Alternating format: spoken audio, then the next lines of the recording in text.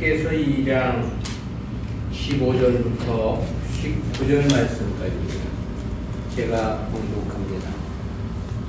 이제 청컨대 너희는 오늘부터 이전 곧 여호와의 전에 돌이 도류에 첨놓이지 않았던 때를 추억하라. 그때에는 20석 곡식 더미에 이른즉 10석뿐이었고 포도주틀에 50그릇을 기르러 이른즉 20그릇뿐이었느니라. 나 만군의 여호와가 말하노라. 내가 너희 손으로 지은 모든 일에 폭풍과 곰팡과 우박으로 쳤으나 너희가 내게로 돌이키지 아니하였었느니라. 너희는 오늘부터 이전을 추억하여 보라. 9월 24일 곧 여호와의 전 지대를 쌓던 날부터 추억하여 보라. 곡식 종자가 오히려 창고에 있느냐? 포도나무, 무화과나무, 석류나무, 감람나무에 열매가 맺지 못하였었느니라. 그러나 오늘부터는 내가 너희에게 복을 주리라. 아멘. 오늘은 학개서 제9강 과거의 회고와 축복의 약속이라는 제목으로 말씀을 드리겠습니다. 지난주에 들었던 11절부터 14절에서는 당시 귀한민들의 과거 부정한 삶에 대한 지적의 말씀이었습니다. 이어진 본문 내용은 새 성전 공사 재개를 기점으로 하나님의 은혜와 축복을 약속한 말씀입니다. 그 중에서도 15절부터 19절까지는 새 성전 공사 재개 이전과 이후의 비교를 통해서 귀한민들의 삶이 축복으로 전환될 것을 약속해 주신 말씀입니다. 이와 같은 본문은 구속사적 교훈까지 크게 셋으로 구분해서 살펴봅니다. 첫 번째는 과거에 대한 회고인데요. 과거의 회개를 촉구한 본문 15절부터 17절까지는 내용이 셋으로 구분이 됩니다. 첫 번째는 과거에 대한 회고 명령입니다. 먼저 과거의 회상을 명하신 15절은 내용을 둘로 구분해서 살펴보겠는데요.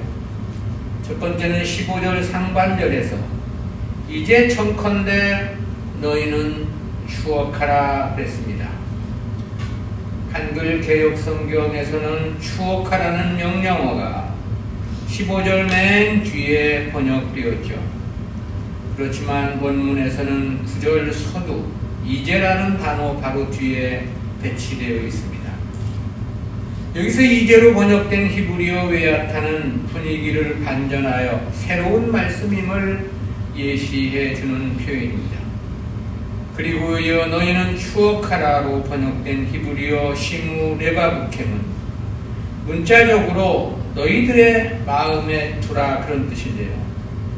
이 단어의 원형 레바브는 본래 사람의 심장을 가리킵니다. 근데 당시 사람들은 심장을 단지 인간의 신체의 일부로만 인식하지 않았습니다. 사람의 감정과 의지, 마음 등 가장 근본적인 것들이 위치하는 좌소로 인식하고 있었습니다.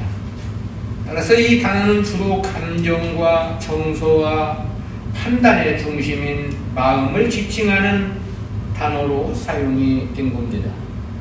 본문 역시 마찬가지입니다. 따라서 이는 성전 재건이 중단되었던 BC 536년부터 재건 사업을 재개한 520년까지의 약 16년 동안의 삶을 돌아볼 것을 명하신 것입니다. 그때에는 앞에서도 지적한 바와 같이 아무리 노력하고 수고하였지만 결실을 얻지 못했던 것입니다. 그 원인은 하나님의 성전을 방치하고 자신들의 일에만 몰두했기 때문이었습니다. 하나님께서 이처럼 과거의 회상을 명하신 것은 귀한 민들로 하여금 보다 현실을 직시케 하기 위함에 그 목적이 있는 거죠. 그리고 진실로 무엇이 자신들에게 유익한 현명한 처서인가를 깨닫게 하기 위함이었습니다. 아울러 여기에는 성전 재건공사의 재개가 결과적으로는 은혜와 축복으로의 전환점이 될 것이라는 사실을 알게 하기 위한 목적도 있습니다. 현재는 이미 성전 재건공사를 재개한 6월 24일부터 이미 3개월이 지난 시점이기 때문입니다. 두 번째는 15절 하반절에서 오늘부터 이전 곧 여호와의 전에 도리어 도리에 첨놓이지 않았던 때를 맺습니다. 이는 귀한 민들이 회상해 보아야 할 시간의 범위를 제시한 말씀입니다. 여기서 오늘로 번역된 하이움 핫제는 문자적으로 이 날이라는 뜻입니다. 본문의 예언이 주어진 당일을 나타낸 표현이죠. 이날은 곧 성전 재건 공사가 시작된 지 3개월이 지난 시점입니다. 하나님은 바로 이날 이 전을 회상해 볼 것을 말씀하신 것이죠. 그리고 오늘 이전에 대해서는 여호와의 전에 돌이 돌 위에 첨놓이지 않았던 때라고 말씀하셨습니다. 이는 당시로부터 16년 전 성전 기초만을 놓고 건축이 중단된 기간을 가리킴인 것입니다. 즉 성전 재건이 중단된 때부터 지금까지를 추억해 볼 것을 명하신 말씀인 거죠. 두 번째는 피폐한 삶에 대한 회고입니다. 과거 16년 동안을 회상한 16절은 내용을 둘로 구분해서 살펴봅니다. 첫째는 16절 상반절에서 그때에는 20석 곡식 더미에 이른즉 10석뿐이었고 그랬습니다. 이는 보통 얻을 수 있는 수확에서 절반밖에 얻지 못했다는 그런 의미죠. 본문에서 곡식 더미로 번역된 히브리어 아레마트는 쌓아 모으는 행위를 의미하는 어원에서 유래한 단어입니다. 그러니까 이는 타작하여 쌓아놓은 곡식 더미를 가리킴인 것이죠. 즉 추수를 해서 20개의 곡식 더미를 쌓았지만 그것을 탈곡해 보니까 겨우 10개의 더미에서 나오는 곡식밖에 얻지 못했다는 그런 뜻입니다. 이러한 사실은 이미 1장 6절에서도 다른 형태였지만 비슷하게 언급한 바 있습니다. 두 번째는 16절 하반절에서 포도즙 틀에 50그릇을 기르려 이른즉 20그릇 뿐이었었느니라.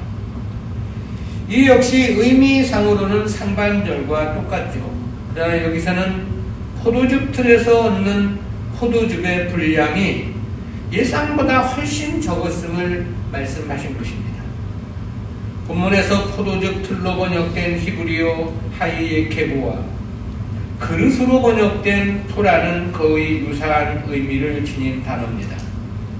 하이에케보는 포도즙을 짜는 틀을 가리킨 거고요. 토라는 구약 성경에서 이곳과 이사야 63장 3절에서 단 두 곳에서만 사용된 단어인데 포도즙 틀보다는 약간 작은 크기로 포도즙을 담는 기구를 의미합니다. 그렇다면 본문은 50그릇의 포도주를 얻을 것이라고 기대하면서 포도즙 틀에 갔지만 얻은 것은 겨우 20그릇밖에 안 되는 적은 분량이었다는 것이죠. 기대의 절반도 안 되는 수확을 나타냄이라고 할 수 있습니다.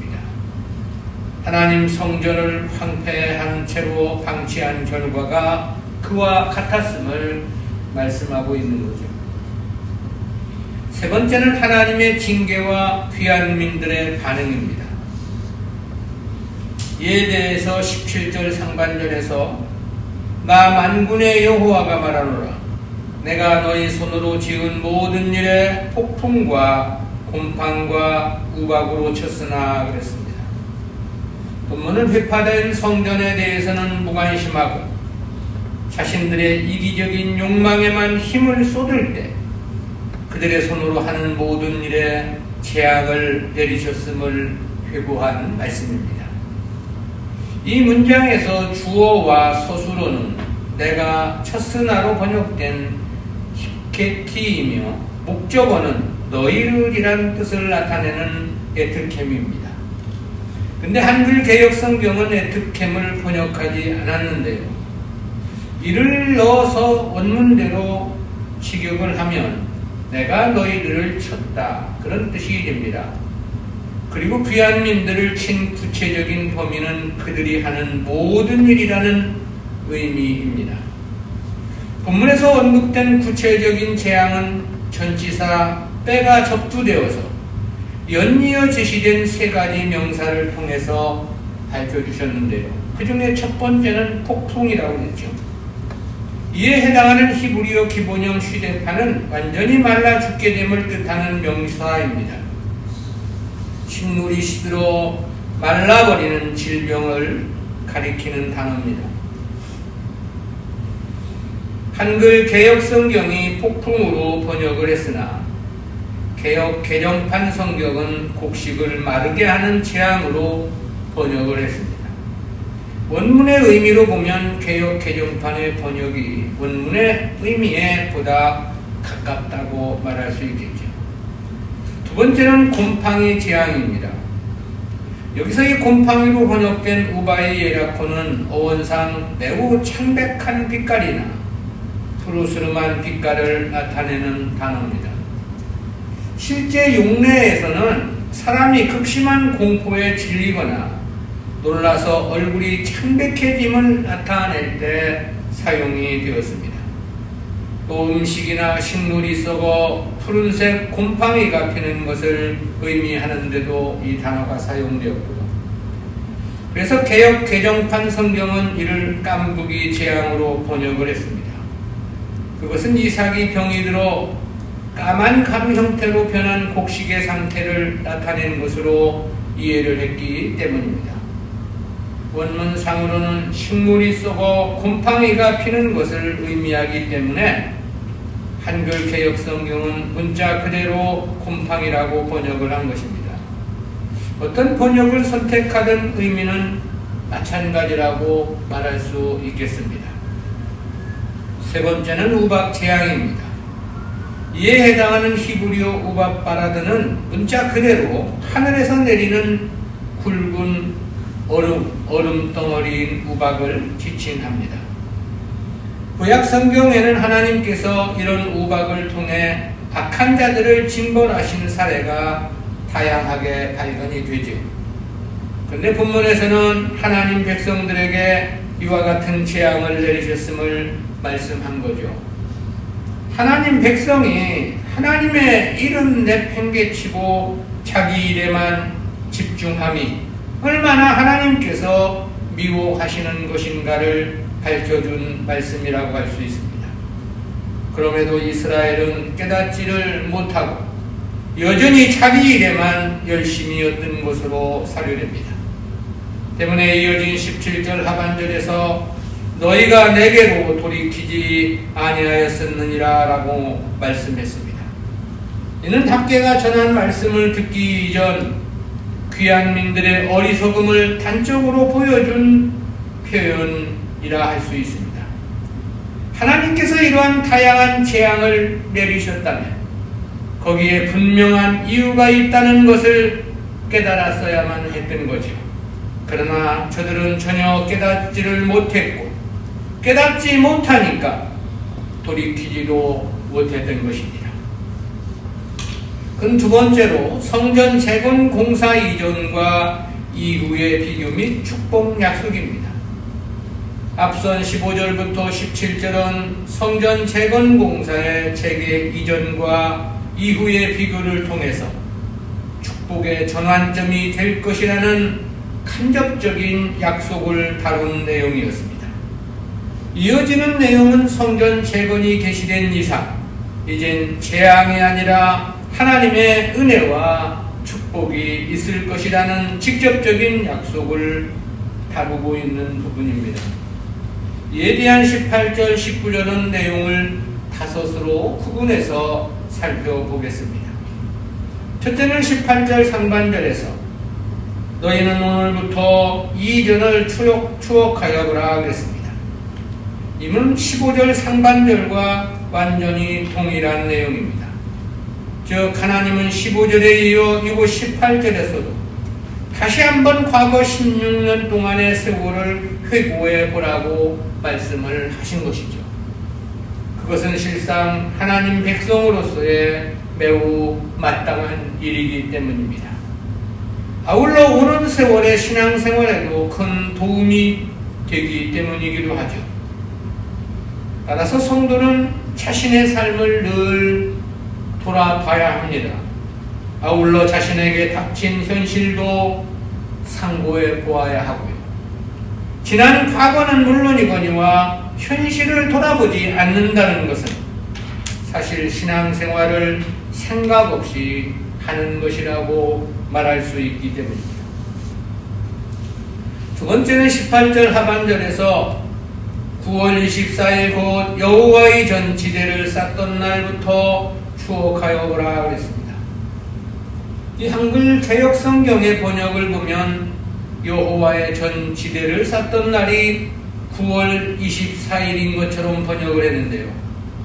그러나 실제적 원문의 표현은 9월 24일은 상반절에서 언급한 오늘이라고 하는 현재를 가리킨 말씀입니다. 그러니까 18절에서는 세 번의 중복을 통해서 오늘을 강조하고 있는 건데요. 그것이 상반절에서의 오늘이란 표현이고 본문의 9월 24일이란 표현이고 또한 여호와의 전 지대를 쌓던 날이라는 표현입니다. 이 세 가지 형태의 문장은 모두 오늘을 나타내고 있는 것입니다. 그러니까 오늘 그 이전을 추억해 볼 것을 말씀을 하신 거예요. 하나님께서 이처럼 오늘이라고 하는 그 현재를 강조하신 것은 바로 오늘로부터는 과거와 다른 하나님의 은혜가 있을 것을 강조하기 위함의 목적이 있습니다. 실제 성전 재건을 시작한 날은 6월 24일이었습니다. 그런데 9월 24일을 여호와의 전 지대를 쌓은 것처럼 보도한 것은 그동안 3개월여는 성전 재건을 위한 준비 기간이었을 것으로 보는 것이 대부분 성경학자들의 견해입니다. 셋째는 19절 상반절에서 곡식 종자가 오히려 창고에 있느냐 그랬습니다.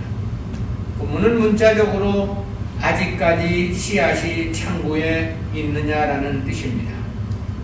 이 곡식 종자로 번역된 히브리어 핫제라은은 모든 종류의 씨앗을 의미하는 단어입니다.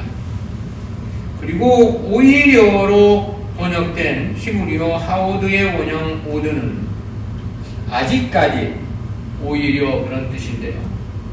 따라서 본문의 의미는 생활이 너무나 피폐하고 어려워서 곡식의 종자까지 다 먹어버려 창고에 종자가 남아있지 않음을 역설적으로 표현한 말씀입니다.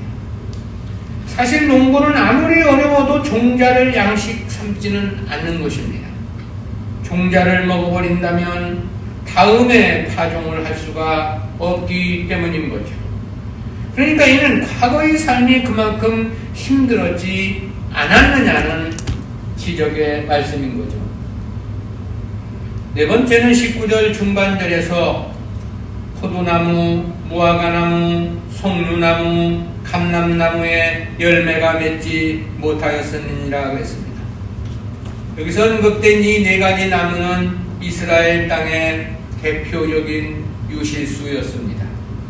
따라서 이는 언제나 하나님의 축복의 상징으로 여겨졌죠. 그런데 본문에서는 성전 건축이 중단된 이래로 오랫동안 열매다운 열매가 맺히지 않았음을 지적한 말씀인 것입니다. 왜 그랬는지에 대한 구체적인 이유에 대해서는 1장 6절이나 10절, 11절 등에서 진술이 됐죠. 한마디로 하나님의 일을 내팽개친 채 자기 일에만 바빴기 때문이었던 것입니다. 우리는 에스라서에서 성전 재건의 중단 역사를 귀한 민들의 어려운 삶을 생각한 하나님의 은혜의 섭리로 생각한 바 있었습니다. 당시 귀환한 백성들은 성전도 지어야 했고 자기들이 거주할 곳도 마련해야만 했죠. 거기에다 마을이나 성읍의 기반 시설들도 건설해야만 했습니다. 70년 동안 버려져 있던 황폐한 땅으로 돌아왔기 때문이었던 거죠. 따라서 당시 귀환민들에게는 너무나도 과중한 업무가 겹칠 수밖에 없는 상황이었습니다. 때문에 하나님은 성전 재건의 중단이라는 역사를 허락하신 것이 아니냐는 생각을 했었는데요. 그럼에도 본문에서는 하나님께서 재앙을 내리셨다고 하셨습니다. 그 이유는 무엇일까? 어렵지 않게 추론해 볼 수 있겠는데요. 저들이 처음 성전 재건을 중단했을 때는 심히 애통해했던 것이 사실이었습니다. 그렇지만 시간이 지나면서 정신이 해이해지고 후에는 오히려 자기들의 유익에만 집중한 삶이었기 때문이었을 것입니다. 그랬기에 저들을 일깨우기 위한 하나님의 징벌적 역사로 삶이 매우 피폐했을 것으로 보입니다. 자신들을 위한다는 것이 도리어 자신들을 망하게 하는 일이 되었다고 말할 수 있겠습니다.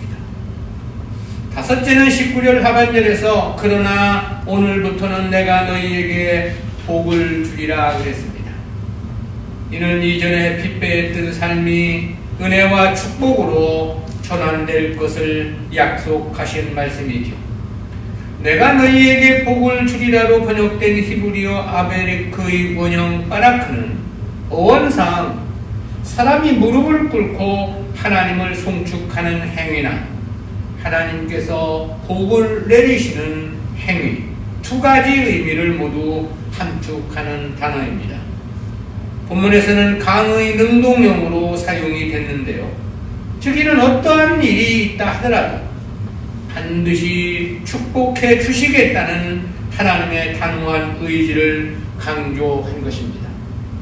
그리고 이러한 말씀은 하나님 백성들의 형통한 삶이 과연 어느 길에 있는지를 명료하게 일깨워주고 있죠.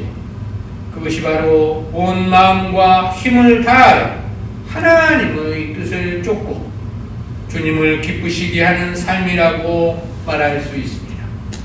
아마도 이스라엘 백성들은 이러한 삶의 원리에 대해서 깊은 깨달음이 있었을 것으로 보입니다. 그렇다는 것은 저들이 성전 재건을 4년여에 마치고 곧바로 다시 성벽 재건 공사에 돌입했다는 것을 보면 그렇습니다. 우리는 이와 같은 말씀에서 두 가지 구속사적인 교훈을 생각해 봅니다. 첫 번째로 성도는 하나님의 뜻과 그 역사하심에 민감해야 한다는 교훈입니다. 그것은 재앙이라고 하는 하나님의 징계를 받으면서도 돌이키지 못한 당시 귀환민들을 통해서 생각해보는 교훈입니다.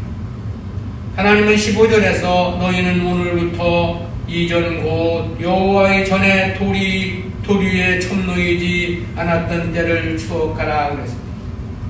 이는 성전 재건을 시작했다 중단했던 BC 536년부터 재건 사업을 재개한 520년까지 약 16년 동안을 회상할 것을 명하신 말씀입니다.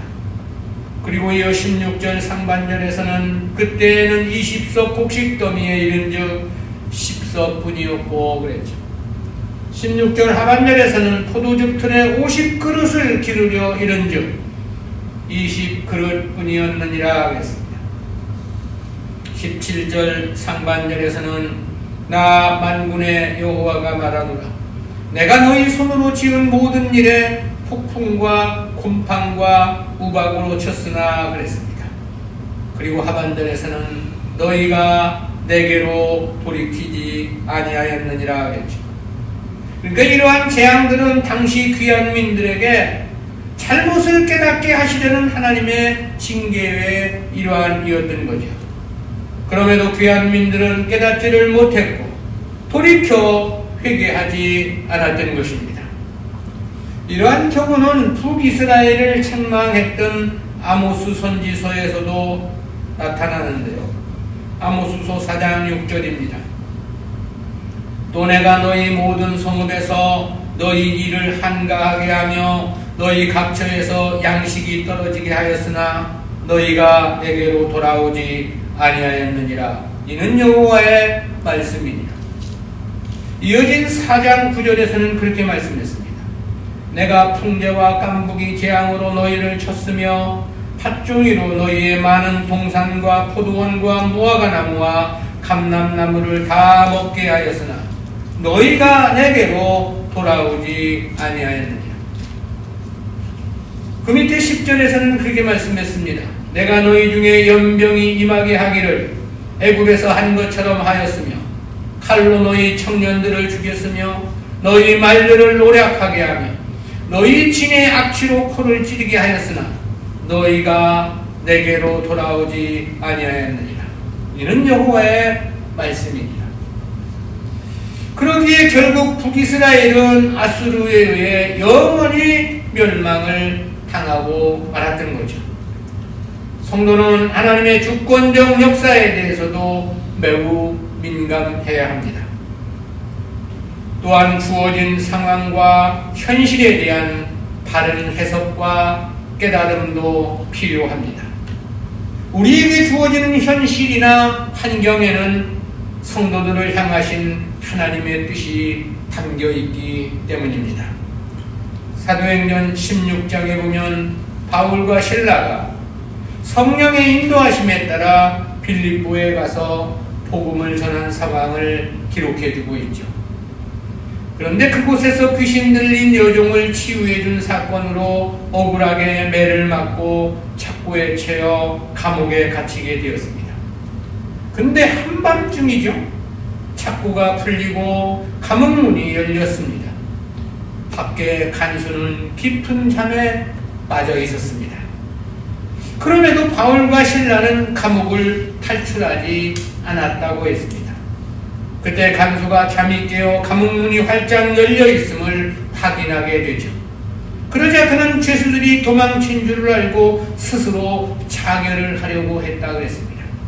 그때 바울과 실라가 자신들이 도망치지 않았음을 그에게 알려주었고 그 사건으로 그와 그의 가족들이 하나님을 믿어 구원에 이르는 특별한 계기가 되었음을 말씀해주고 있죠.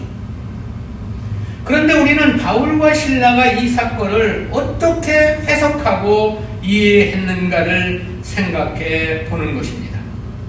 착고는 풀렸고 감옥문은 열렸고 간수는 잠을 자고 있었습니다. 그것은 분명 하나님의 역사였던 것이죠. 얼핏 보면 나가라는 거 아니겠습니까? 그럼에도 바울과 실라는 그것이 감옥을 나가라는 하나님의 뜻으로 해석하지 않았던 것입니다. 만약 그렇게 해석을 했다면 분명 감옥을 빠져나갔겠지만 그렇게 해석을 하지 않았기 때문에 그들은 그냥 그 감옥에 머물러 있었던 거죠. 그렇다면 저들은 어떤 생각으로 그 현실을 해석했던 것일까? 자신들은 성령의 인도하심에 따라 빌립보에 이른 것이었습니다. 그렇다면 그곳에 복음을 듣고 구원의 일을 택한 백성들이 있기 때문임은 너무나도 명확한 일이었겠죠. 그러니까 자신들은 누군가에게 복음을 전해야 할 사명을 띠고 그곳에 왔던 것입니다. 그런데 만약 감옥에서 도망을 친다면 더 이상은 그곳에서 복음을 전할 수 없는 일이었던 거죠. 왜냐하면 감옥을 빠져나가는 순간 자신들은 탈옥수라는 죄수의 신분이 되어 쪽쪽 다닐 수밖에 없었기 때문입니다. 때문에 그들은 손발에 착고가 풀리고 감옥문은 열리고 간수는 깊이 잠들어 있었지만 그것을 빠져나가지 않았던 것입니다. 그야말로 상황과 사건을 정확히 해석한 바울과 실라는 간수의 가정을 구원할 수 있었고 그곳 필리포에 교회를 세우는 결실을 얻게 되었던 것입니다. 그리고 그 필리포 교회는 바울의 선교 사역에 끝까지 돕는 초대교회 당시 최고의 아름답고 위대한 교회였음을 우리가 말씀을 드린 바 있죠. 성도는 사건과 역사에도 민감해야 합니다. 거기에도 하나님의 뜻이 있는 까닭입니다.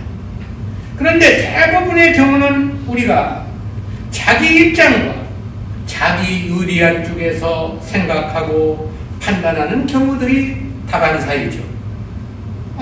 감옥에 있는데 자꾸 풀리고 감옥문 열리고 간수는 차고 있으니 나가는 거구나.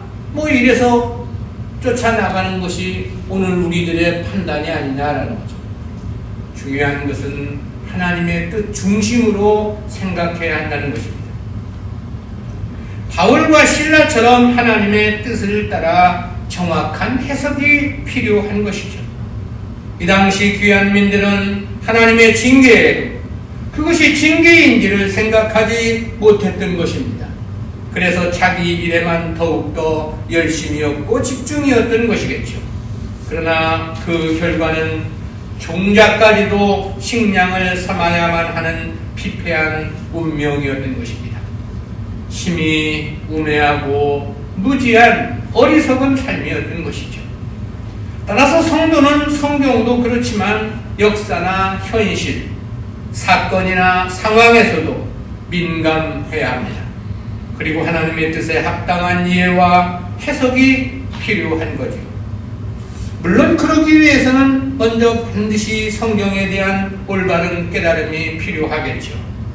성경에 대한 바른 깨달음이 없다면 역사와 사건에 대한 바른 해석은 더욱더 불가능할 것이기 때문에 그렇습니다. 두 번째는 인간의 수고로만 되는 일은 아무것도 없다는 진리입니다. 그것은 16절 말씀을 통해 깨닫게 되는 진리입니다.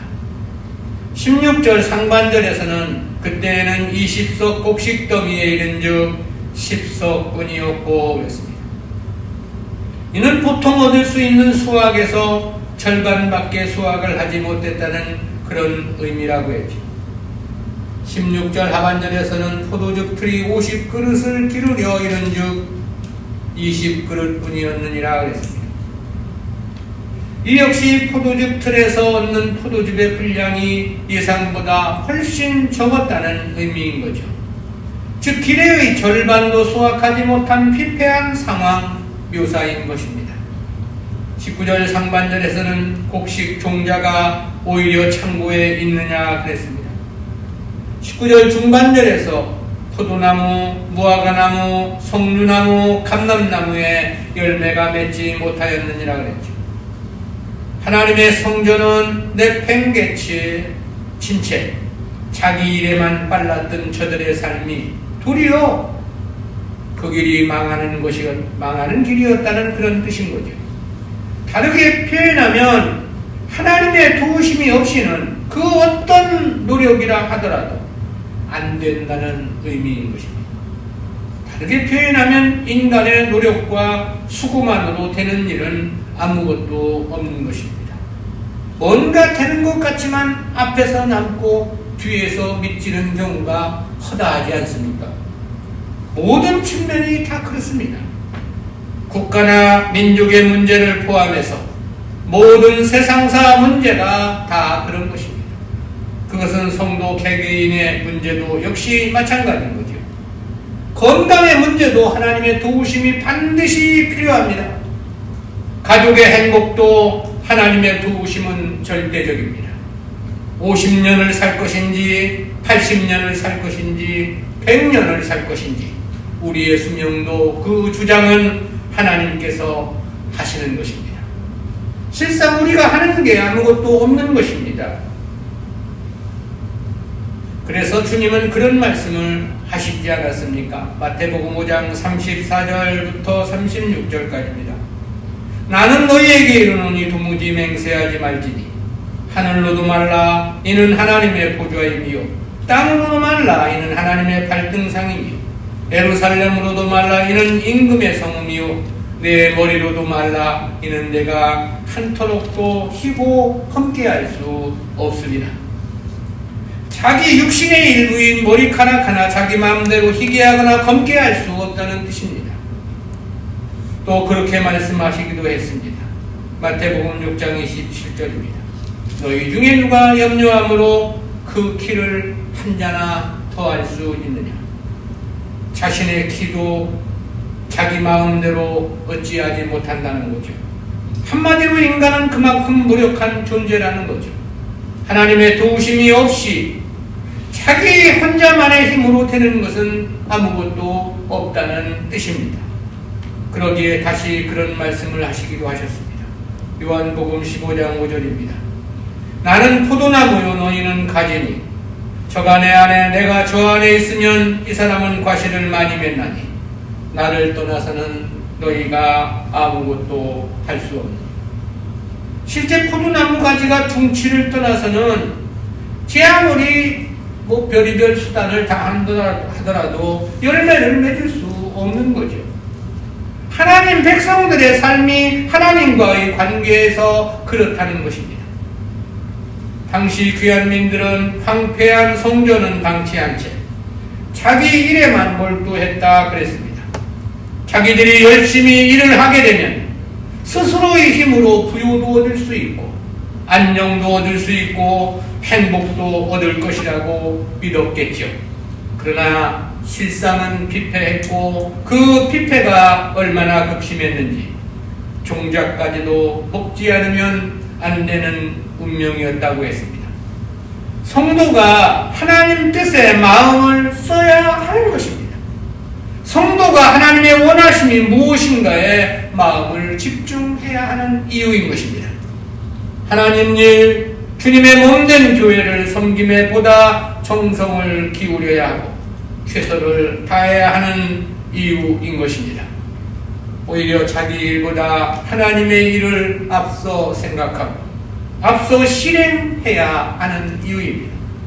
인간사 천가지 만가지 모든 것에는 하나님의 은혜 주심이 있어야만 가능하기 때문입니다.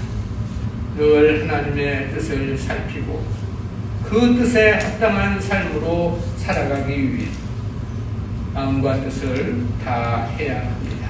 기도합니다. 사랑의 하나님 은혜 감사합니다. 오늘도 귀하고 복된 날 저희들에게 큰 은혜의 말씀으로 함께 해주신 진실로 감사합니다.